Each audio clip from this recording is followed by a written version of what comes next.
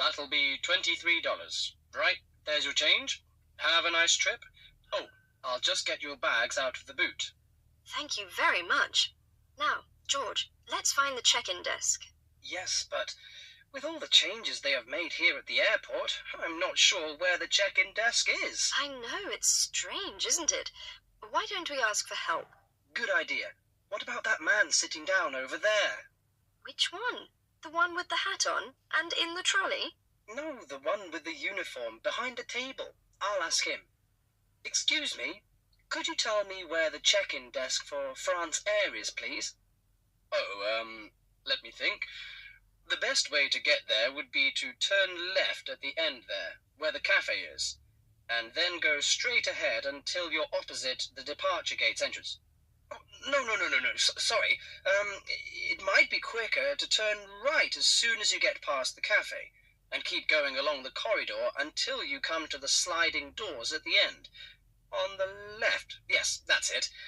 All the check-in counters are in a hall there. I'm pretty sure France Air is directly to your left as you walk in the hall. Thanks a lot. So, it's the left past the cafe and then right opposite... the bookshop. You can't miss it. Come on then, Lisa. We don't want to be late, and I want some time to get a cup of coffee and look around the bookshop. Okay, George, but I want to go to the restroom first. I'll meet you at the check-in desk.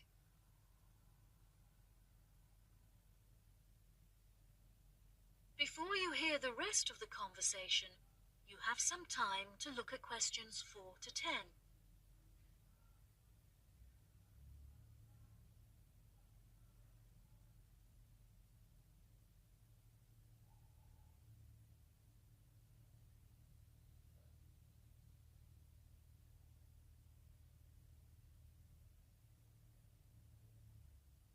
Now listen and answer questions 4 to 10. Good morning. Can I help you? Yes, I would like to check in for flight FA492. Very good. Can I have your ticket and passport, please? Oh, yes, here you are. Okay, thanks. If you could just put your suitcase on the scales. Oh, I have this extra box that I want to take as well. Okay, well, that's extra luggage, so I'll have to get you to fill out an excess baggage declaration certificate. It'll cost extra, I'm afraid. Let me see. $40 exactly, if the total value of your contents is under $400. Oh, well, what's the form for? It's just a form you have to fill out so that if there are any problems, we'll know where you are and how to contact you. So, if you can give me a few details, I'll key in the information. Okay then, your passport says your name is Lavier. Is that right? Yes, George Lavier. George, Lavillers.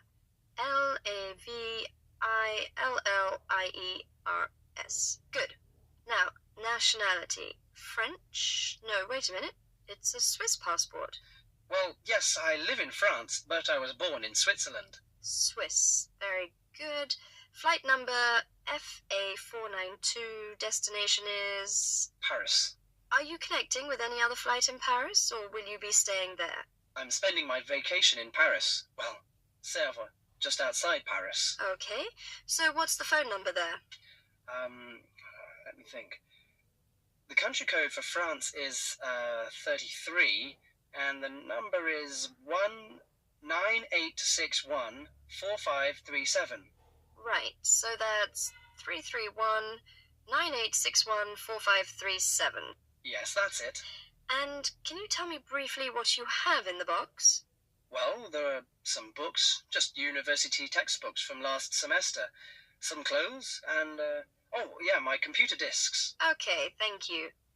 And what would be the approximate value of the contents? Quite a bit, actually. About $150. That's all. There's your receipt for the books, your passport and ticket, and here is your boarding pass. Gate 7. You can board the plane in about 35 minutes. Have a nice flight. That is the end of part 1. You now have half a minute to check your answers.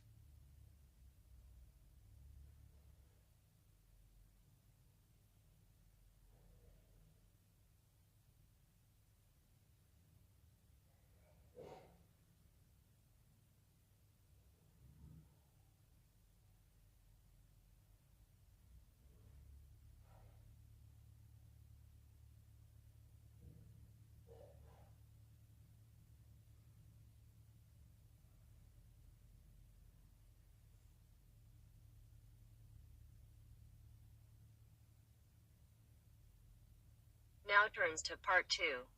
Part 2. We'll hear part of a talk given by a member of staff at a hospital. First, you have some time to look at questions 11 to 15.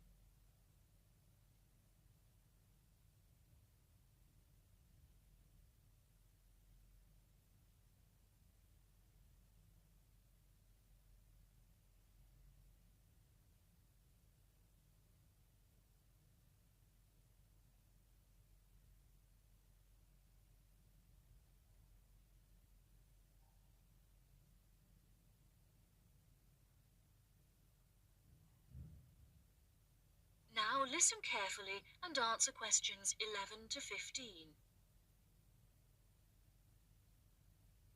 Hello, and welcome to the homepage for the Healthy Hearing Medical Clinic and Surgery, where we'd like to share a little more information about the services we provide and more. Our hospital is one of the leading specialized hospitals in the United Kingdom, attracting the very best healthcare professionals from around the globe. Not only are we a leading medical practice, but we are also the only hospital in the United Kingdom dedicated entirely to the treatment of and research into the curing of hearing loss. Our facilities and staff here are renowned across Europe, attracting thousands of patients a year. Our consultations can number anything up to 11,000 patients a year. However, we aim to treat around 5,000 patients a year so as to maintain and ensure the quality of our services. Our patients are guaranteed the highest standard of care, as well as the use of our first-class facilities. All patients requiring overnight treatment are provided with their own private room with ensuite facilities, as well as a state-of-the-art entertainment center, which includes a flat-screen LCD television and PlayStation. Appointments with our healthcare professionals can be made at any time during the week, with female doctors available between 8 a.m. and 11 a.m. If you need to see a doctor outside of these times, please visit the Out of Hours page of our website for more information. Our doctors are all trained to an exceptionally high standard and practice a vast array of specialities. Mr. Roberts is a fully qualified ear and throat specialist. Mr. Edwards is a pediatric hearing specialist, while Mr. Green specializes in reversing hearing loss. For more details about our people, please visit the staff members page on our website. During a consultation, doctors will sometimes decide medication is required, for which patients should receive a prescription. There are several pharmacies within the city. However, we recommend that patients use the pharmacy housed within our healthcare facility. Our in-house pharmacy is well stocked at all times. Our products are competitively priced, and our pharmacists are on hand to help and advise from 8 a.m. until 10 p.m. from Monday to Saturday, and from 9 a.m. until 12 p.m. on Sundays. If you require any help outside of these hours, please see our Out of Hours page on the website. Since the Healthy Hearing Medical Clinic and Surgery also functions as a teaching hospital, we aim to provide our students with every opportunity to expose themselves to medicine in practice. Therefore, we would like to encourage our patients to give their consent for a medical student to attend their consultations. If our patients are not comfortable with this, there will be a form at reception where patients will be able to opt out. Before you hear the rest of the talk, you have some time to look at questions 16 to 20.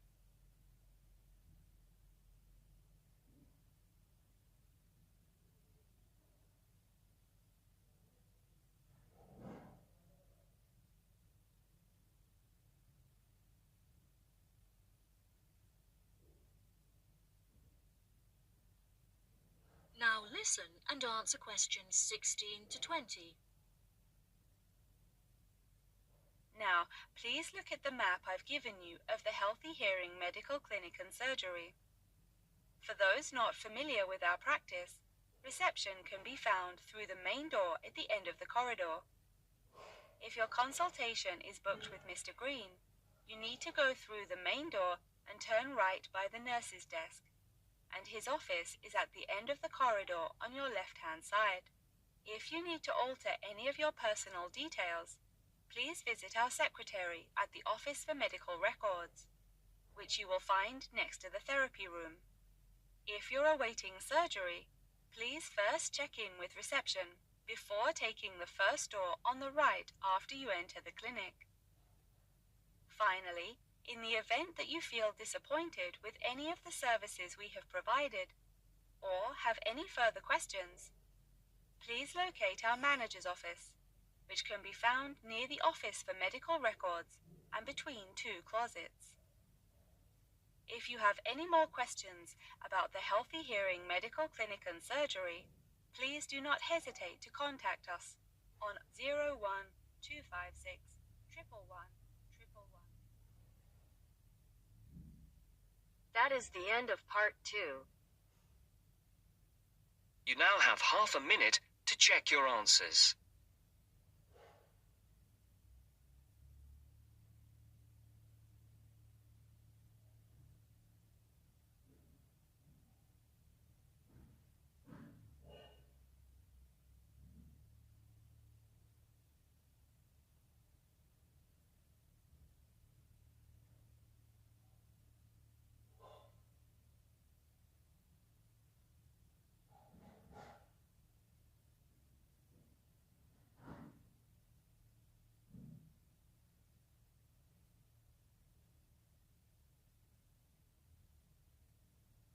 Now turns to part 3. Part 3. You will hear a tutor and 2 students discussing the best ways to study. First, you have some time to look at questions 21 to 25.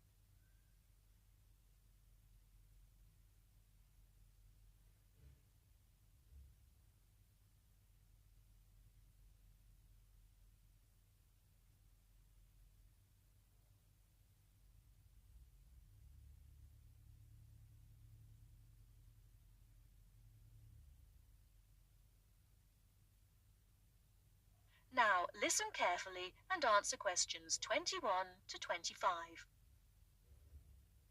Well, how are you both settling in? Fine. Yes, no problems. So far, anyway. Good. Remember that as your personal tutor, I'm here to help you if you do have any difficulties. Now, as you know, lectures start on Monday, so I thought we'd look at a few ways of making the most of them, especially in terms of the notes you take. Let's begin by thinking about what you can do before you even go to the lecture. Any ideas? Make sure you're up to date with all the background reading, so you know plenty about the subject already. Yes, that's essential. The lecturer will assume you have that knowledge. Anything else, Carlos? Well, check what the topic's going to be. Of the lecture, that is. I'd go a bit further than that and consider what the content may be. Then you could ask yourself some questions that you want answering, and listen out for the relevant information during the lecture. Okay. Now that brings us to the lecture itself and the actual business of writing notes. But there's a lot to deal with there, so we'll come back to that later. What I'd like to do for the moment is continue with the process of note-taking and move on to the next stage. Any suggestions for what that might be? When the lecture is over, you mean? Yes, once you're able to sit down somewhere quiet with your notes. Read them? More than that, you need to make sure they'll still make sense to you weeks, months later. Edit them? Yes, that's what's needed. It's well worth spending a few minutes on it. Any missing words, anything difficult to read, things you didn't have time to jot down, now is the time to do so, while everything's still fresh in your mind. Right. And after that, when's the best time to revise them? When do you think, Carlos? I'd say just before the next lecture, in the same subject. Precisely. That's a vital time to look at them again, for obvious reasons. but it's definitely not the only time. When should you revise them again? A month later, maybe? Sooner, and much more often than that. I'd recommend you look at them again once a week. That's why it's so important they're complete and easy to follow.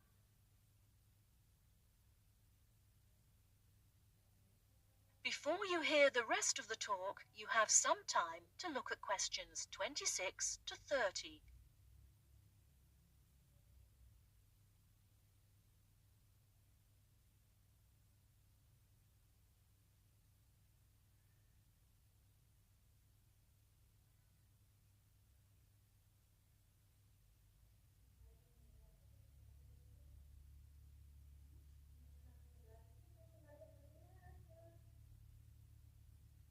Now listen and answer questions 26 to 30. Right. Let's go back to note-taking and begin with the basics before the lecture has even started. What should you do when you walk into the room? Get a good seat, at the front if you can, where you can hear clearly and avoid distractions. Yes, though obviously others will have had the same idea, so it's as well to get there a bit early. So, when the lecture's underway and you're busy jotting things down, what should you try to ensure? That you're getting all the main points. And what if you don't catch something? Something you know must be important. I'd leave a space. Then I could check it later. Perhaps by asking a question at the end and fill it in afterwards. That's an excellent way to deal with it, yes. And there's something else I'd like to mention here. Talking about going through notes afterwards, it's absolutely vital that what you write is legible for one very good reason. It saves time. You'll waste many hours during the course if your revision is held up because you can't read what you've written. Okay, what else can we do to make listening and note-taking more efficient? Well, I always listen out for signpost words. Sorry, what are they? They're the ones lecturers use to say where they're going. A bit like a signpost at a road junction, I suppose. Things like, the first reason is, however, to sum up, and so on. Yes, they can tell you when something important is coming, and help you organize your notes, too. Is there anything else you can add, Carlos? There's something I think's very useful, but it's later, after the lecture is finished. Yeah, that's fine. Go on. Well, what I do is go through what I've written down, summing up the main points in a few words in the margin, on the left-hand side of the page. I try to use words that'll jog my memory, so that I can remember what everything's about when I look at them again. Yes, that can work very well. What some people do to review their notes is cover up their full notes from the lecture, maybe with a piece of paper or a card, and concentrate just on what they've put in the margin, trying to recall the details. Then they move the cover down a little and check whether they were right. Or you could put your main points on another piece of paper and clip them together. Instead of covering and uncovering, you just hold a page in each hand. Sure, it's down to personal preference, really. Everyone has their own learning style. That is the end of part 3. You now have half a minute to check your answers.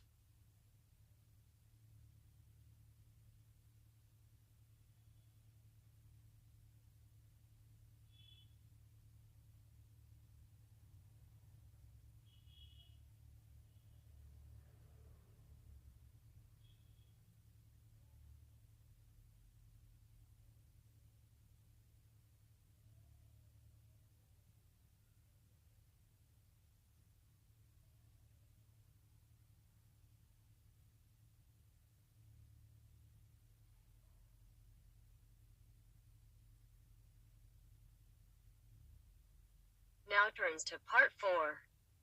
Part 4. You will hear a talk on the research of architecture.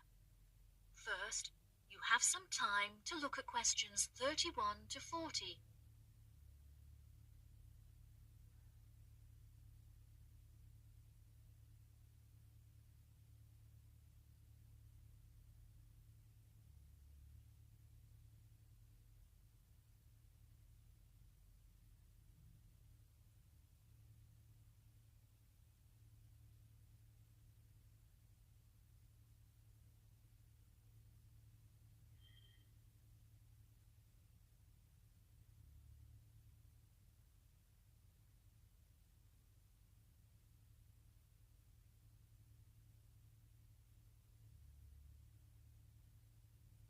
listen carefully and answer questions 31 to 40. Welcome, class, to your very first lecture in this series on architecture, conducted by myself, Dr. Torben Dahl. Today, we will be looking into the relationship between climate and architecture, where I will be giving you a critical overview of the main climate influences that shape the design of buildings. Throughout this lecture series, we will be looking at the latest research into climatic design carried out by experts in the field, in addition to case studies and examples drawn from modernist practice, both in cities and rural areas. Now, acid rain is one of the climatic elements with the most devastating effects on our architecture. The chemicals in acid rain can cause paint to peel, corrosion of steel structures such as bridges, and erosion of stone statues. Since the 1970s, our government has been making great effort to reduce the release of these chemicals into the atmosphere, with positive results.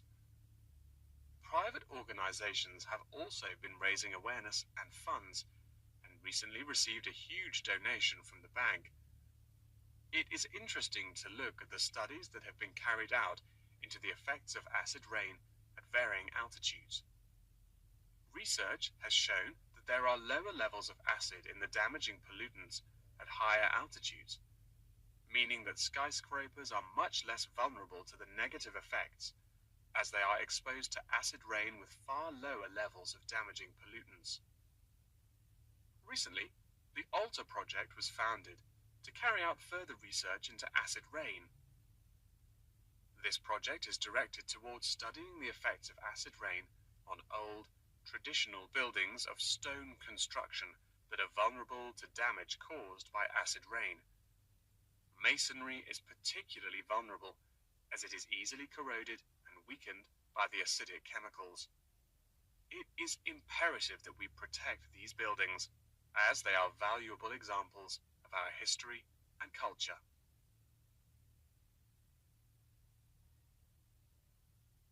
Pollution is one of the main sources of concern in the present day. The construction industry contributes considerably as a source of pollution in its day-to-day processes of creating building materials such as concrete and glass. However, more new sustainable methods are being developed to counter this. A recent case study for this is Sky Tower, whose windows have been made from recycled glass to prevent pollution from the glass-making process. Water is the most problematic element to be considered in construction. It is imperative that construction elements, such as the insulation, are fitted into the building in dry weather to prevent it from getting wet. This makes winter an undesirable season for construction, as the heavy rainfall can have adverse effects on the building. Another climate type that has an enormous effect on buildings is humidity. Constructions made of steel and stone are largely unaffected by humidity. However, it can have a serious effect on wooden constructions if the timber has not been correctly treated. Moisture from the air can condense in the grain of the wood, which then swells and shrinks in proportion to the magnitude of change in its moisture content. This variation in size can have disastrous consequences. In areas of the world that are prone to earthquakes, certain design and environmental conditions are preferable for protecting buildings in the event of a tremor. Engineers have come up with numerous building procedures to help minimize shaking in buildings. For example, tall buildings have height restrictions and counterweights, and multi-story buildings have reinforced floors and walls. Ground conditions are a cause for worry in many constructions, as often the soil is of the wrong density to protect the foundations. Luckily, technology has now been developed that can help to minimize damage by earthquakes. Seismic sensors can give prior warning when an earthquake is about to happen, so that preparations can be made to protect both the people and the buildings from harm. The movement of building structures can now also be measured and monitored over time by architects. It has been expressed by architects within the design community that it would be valuable to be given special courses for designing buildings within earthquake zones. Guidelines are also expected to be produced by the government in the near future that will give architects a universal checklist to follow. That wraps up the lecture for today. Please remember that attendance is mandatory. That is the end of part 4. You now have half a minute to check your answers.